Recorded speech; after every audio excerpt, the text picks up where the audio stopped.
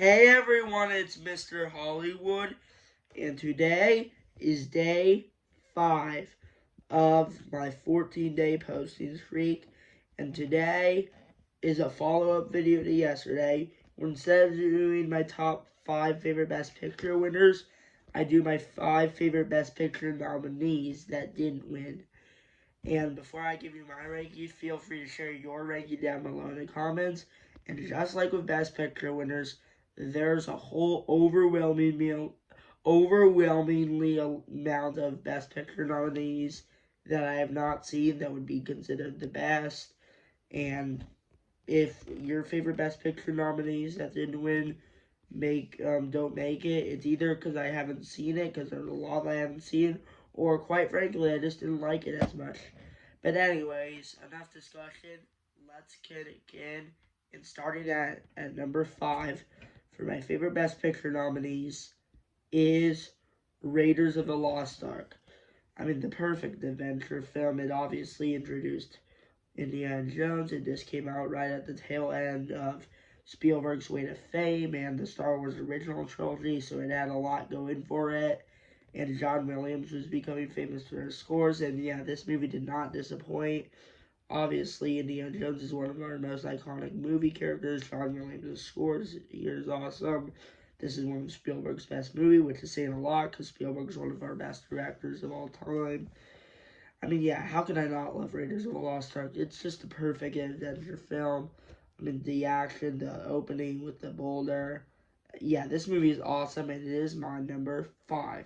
But coming in at number 4 is Raging Bull, a very emotional story about the downfall of boxer Jake LaMotta. But I think it was really well done, and the acting from Robert De Niro and Joe Pesci is just through the roof awesome. And this movie is one of the most emotional films I've seen, so I actually may not watch it for a long time. So it's one of those movies that it's not really worth rewatching, but you should see it at least once. So yeah, Raiders of the Lost Ark is probably more rewatchable, but I think I just resonated with this a little more, and also just in terms of like when it how it made me feel.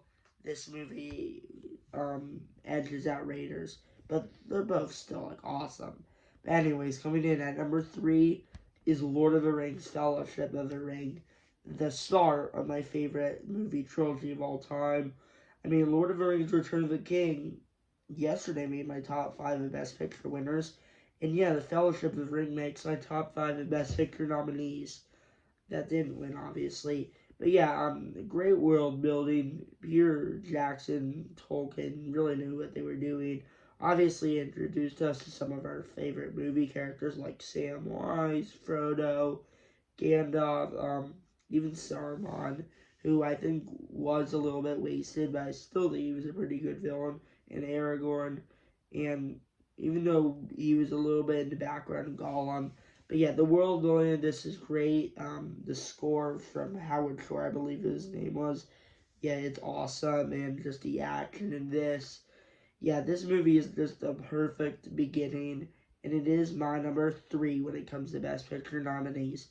But coming in at number 2, and this was a bit, and I almost debated putting Fellowship of the Ring at number 2, but the movie that edged Fellowship of the Ring out a little bit was Inception. Yeah, I love this movie. It is still, to this day, my favorite Christopher Nolan movie, which I know is kind of an unpopular opinion because we have The Dark Knight and now Oppenheimer. But yeah, Inception is still my favorite. Mainly because of just the interesting story, which I know pretty much all of Christopher Nolan's films have interesting story, but there was just something about this one that it can really only be this that stood out to me. And I mean, I know Tenet was kind of similar, but Tenet obviously had its own elements. But yeah, Inception, when I first saw it, I didn't fully get why people loved it. But then the second time, it's like, oh yeah, I see what he was doing. But yeah, I think this movie was really well made. Hans Zimmer's score in this is actually, I think, really underrated and one of his best scores.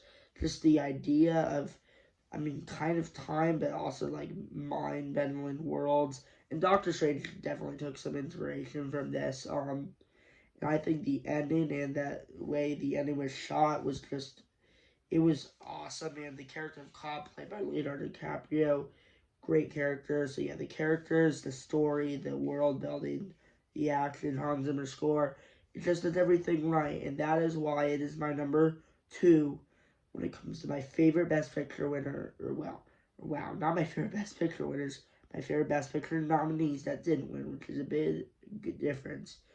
But anyways, coming in at number 1 is, and this probably will surprise some people, but it is The Sixth Sense.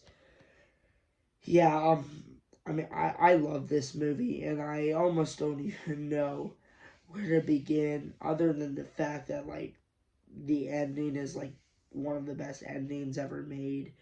And honestly, just the whole story about this kid who has trauma from something from a very special ability that he doesn't know he has, and then he meets the, like, therapy played by Bruce Willis, and then as the movie unfolds, you kind of see what they were going for, and and I also think the horror elements worked while not feeling forced, and then it all leads to a satisfying resolution at the end. And yeah, this is an example of a perfect script in my mind. And to be fair, all of these could easily be. But if I had to pick one perfect script of Best Picture nominees, it would be this one. Yeah, this movie's awesome. I love this movie, but then again, I love all 5 of these. So, and it is a very close gap between 1 and 5.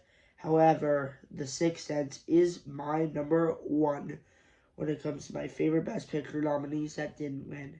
Now, thanks for watching. Feel free to share your ranking down below in the comments for your favorite Best Picture nominees. And I am excited to post for another 9 days, as this is day 5 of my 14-day posting streak. Now, thanks for watching, and peace out.